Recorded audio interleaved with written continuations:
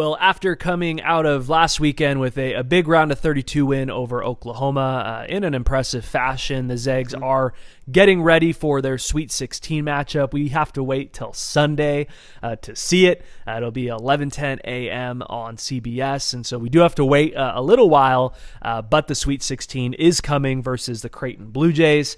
And as always, if you're enjoying these videos, hit a like, give us some comments on what you think and how this game might play out, and always, please do subscribe if you are not to the channel. That being said, the last time these two teams met was December 1st, 2018, in what I'll call the Zach Norvell game. He went off for 28 points in a 103-92 win over Creighton.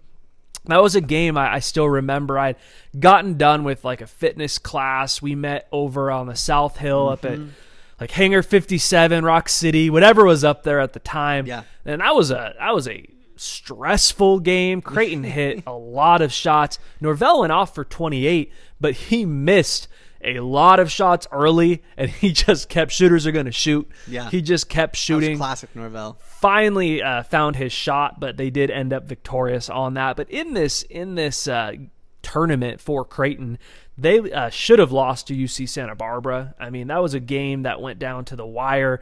UC Santa Barbara's big guy missed really a bunny at the end of that game. Yeah. And so a team that was coming off of a embarrassing loss to Georgetown should have lost their first game in the tournament.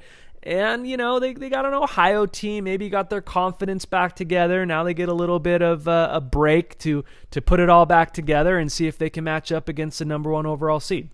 Yeah, it's going to be really interesting. I mean, this is a team that both of us actually picked to lose to that UC Santa Barbara team. So, you know, impressive. This is their first Sweet 16. Technically speaking, you could say it's their second, but the last time they made it was decades ago. There was actually only 32 teams in the tournament. First Sweet 16. Yeah, so this is really your first Sweet 16. So, you know, they're going to be hyped up, even though, you know, they barely got past UCSB and they handled Ohio a little bit more comfortably. I mean, this is a team that has a lot of pieces and a lot of versatility that the Zags do need to watch out for. A common opponent between the two schools, Creighton lost to Kansas 73-72 in a game they really should have won early in the season. We know the Zags beat Kansas their first game of the season back in November. They did have a very impressive win, 86-70 over Villanova when they had Colin Gillespie. I mean, with Colin Gillespie, Villanova is a Final Four team, and so to beat a team like that by 16 points, very impressive. Before their win on Monday, they were 0-8 in the round of 32, so congrats to the Blue Jays to finally break that barrier and get to the Sweet 16. I mean that as a Zags fan, that this program always gets flack for their early round exits a decade ago. Happy the Blue Jays were finally able to get through that glass ceiling. But let's talk about that Ohio game a little bit. We'll get into later in this video. We both broke down several games of film on this Creighton team. That Ohio game, though, they did a few things that you have to note. And their guard, and Marcus Egorowski, is a stud. He went off for 20 points in that win versus Ohio. You had 5 Blue Jays that actually were in double digits in that game. Their junior forward, really he's their center, and Christian Bishop was a major contributor in that game. Had a double-double on 13 points and 15 rebounds. And the place that I was most impressed against Ohio is Jason Preston, who's been a little bit of the darling of this tournament, has been by some said that he could be a first-round pick in next year's NBA draft. Zegorowski held him to 1 of 10 shooting on the night. And so, you know, this is an Ohio team that was a 13 seed, but you have to be impressed with how Creighton came out and took care of business. Yeah, it was good to see, especially after that first round game. They looked much more together, and they just had much more of a focus on the defensive end that allowed them to get out and run. And this is a team that they will run when they get the opportunity, and they're very dangerous in transition because of just the amount of shooters they put on the court at one time. I mean, you mentioned it. Zegorowski has been just fantastic this tournament. Both games he did extremely well, and what really makes him a tough guard is he can score at all 3 levels. This is not somebody who only shoots threes. He's got a great mid-range game. He's very crafty around the rim.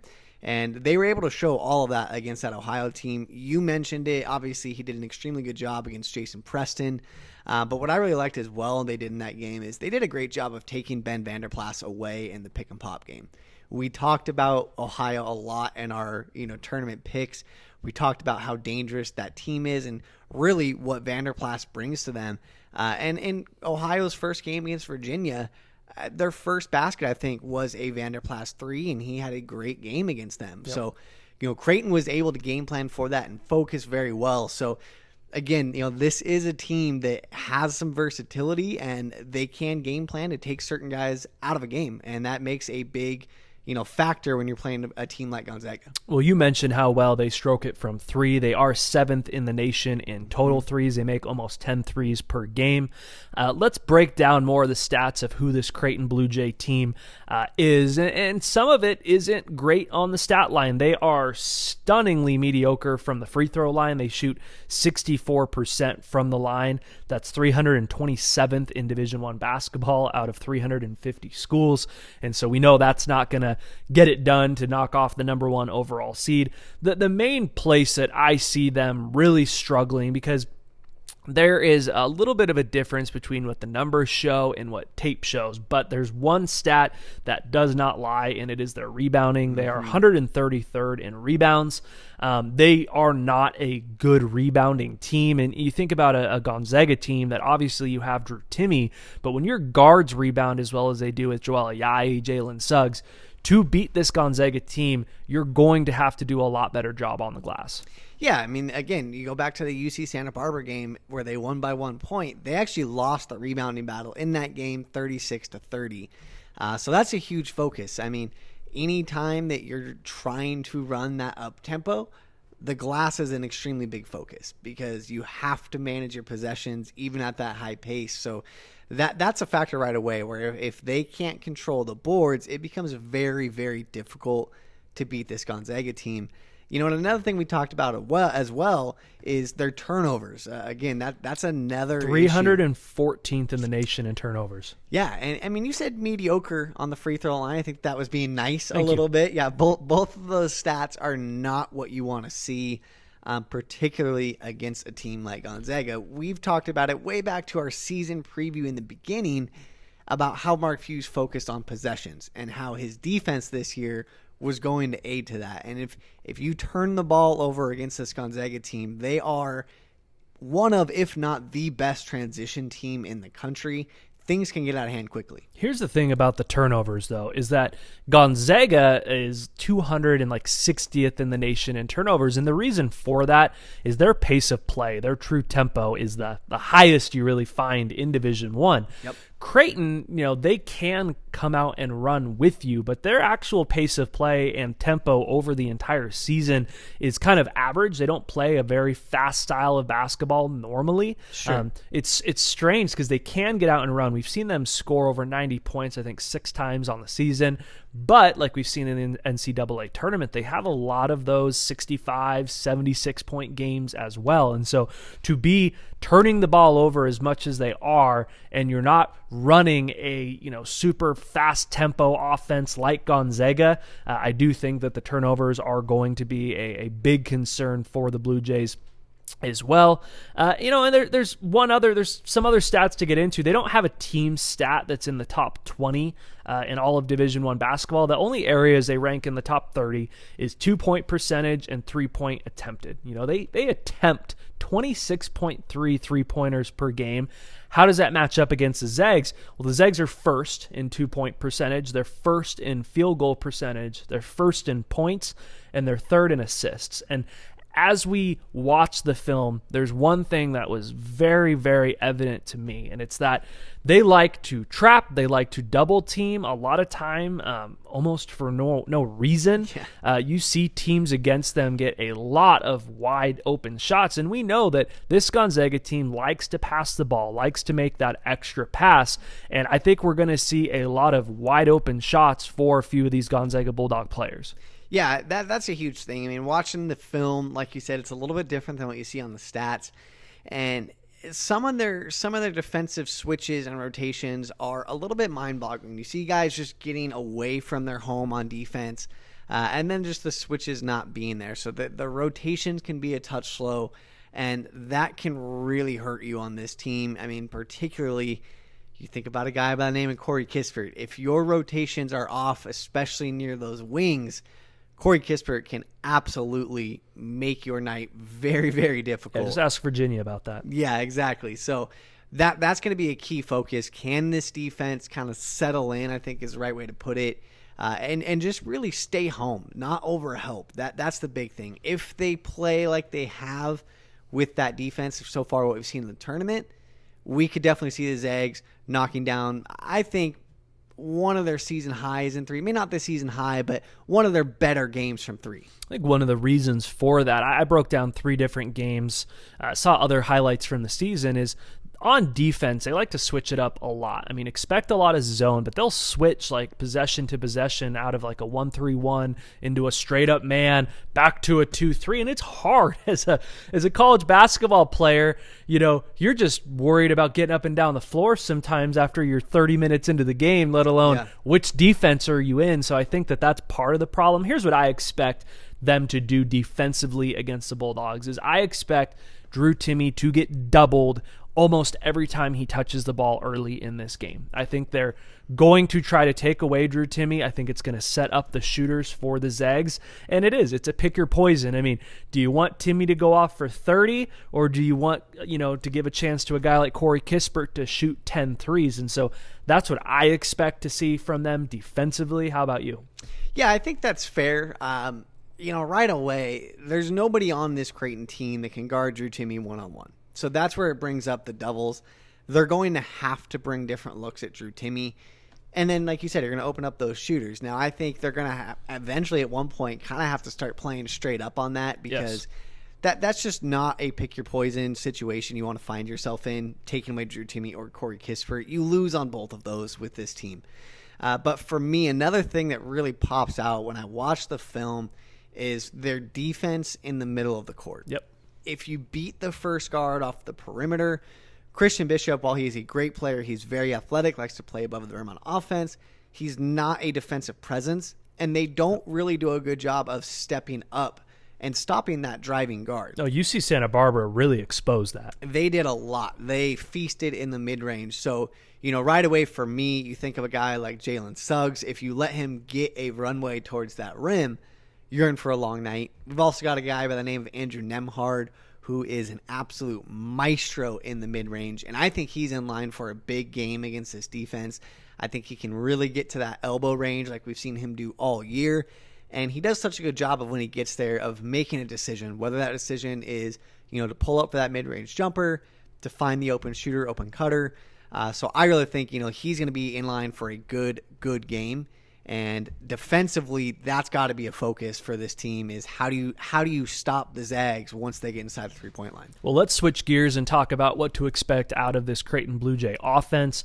They run a lot of screens. They like to screen a lot. And what's interesting is, of course, you get that pick and roll, but you get a lot of times as a pick and drive where the screen's going to come up, and if that ball handler beats his guy on that first step, he's going to take the ball to the hoop a lot, or he's going to try to find an open shooter, which is part of the reason they get so many threes up. You do see, obviously, a little pick and roll element, especially with Bishop coming down. They like to run those alley-oops and that sort of a deal. But it's an interesting offense that I'm actually very curious to see how Mark Few and this Gonzaga coaching staff decides to schematically go about this because they like to obviously shoot the three. They don't have a lot of guys who shoot. The guys who shoot the most from three from them don't shoot a high percentage. And so I expect them, honestly, to kind of let someone other than Zagorowski beat you. Like, he can shoot from three. The one game that he had against a elite defensive guard was against Marcus Garrett from Kansas, and he was held to 16 points. Not a bad outing, but a lot different than scoring 28, which he's capable of. I think he was held 5 of 14 shooting on the night, and so I do expect Jalen Suggs to kind of put the clamps down a little bit on him. Once he leaves, we know Nembhard, we know Cook can play good defense as well. But talk to me a little bit about this Creighton Bluejay offense and why Zag fans might want to be a little hesitant and why they can stay in this game.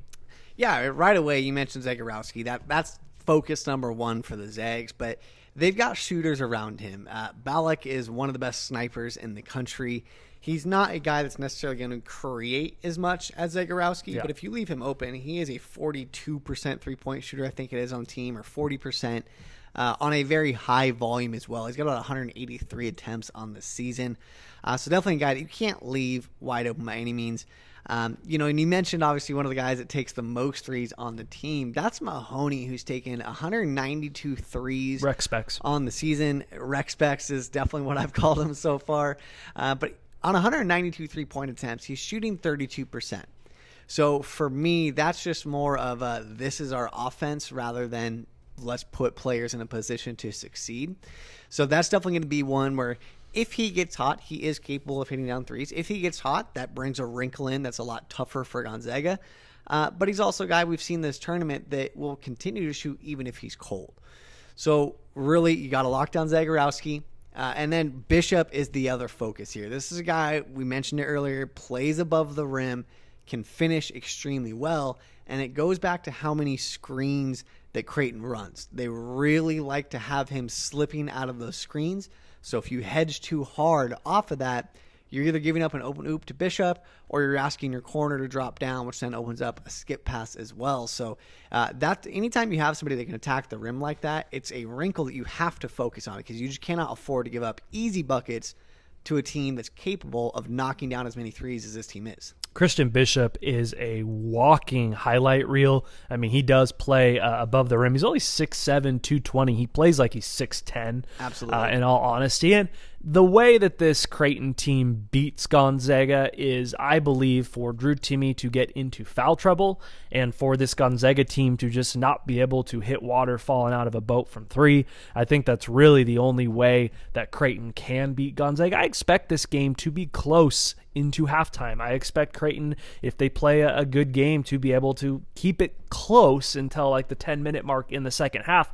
But I agree 100% with you. Is Damian Jefferson's another guy real quick that I love his game. He reminds me a lot of Zach Norvell. He can shoot it from three. Not as good of a three-point shooter as Norvell was, but loves to drive. Like, he even has kind of a similar Norvell shot, but he's a guy that get ready. He will make some noise against these Zags teams as well. But I agree with you that I think with Creighton, it's all about finding quality shots. And you're asking a team to do something they haven't done often, is just play within yourself. You know, their starting five are very good. Me and you talked about it off air. Is, you know, I believe that they are a Oklahoma and them may be similarly matched, but I believe they have a lot more firepower than Oklahoma.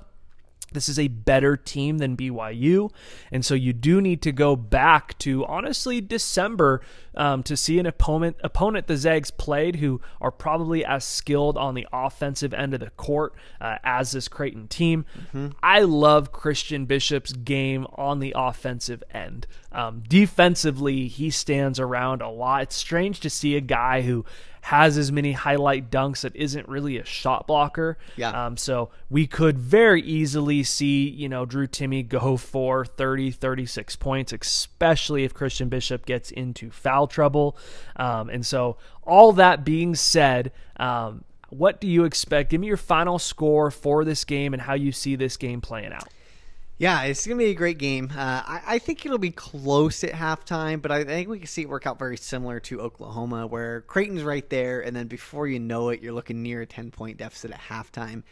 For me, Creighton runs a 7-man rotation. That's what they've ran this tournament, and we mentioned it. If Drew Timme gets into foul trouble, it's a problem, but I think a bigger problem for Creighton is if Bishop gets into foul trouble.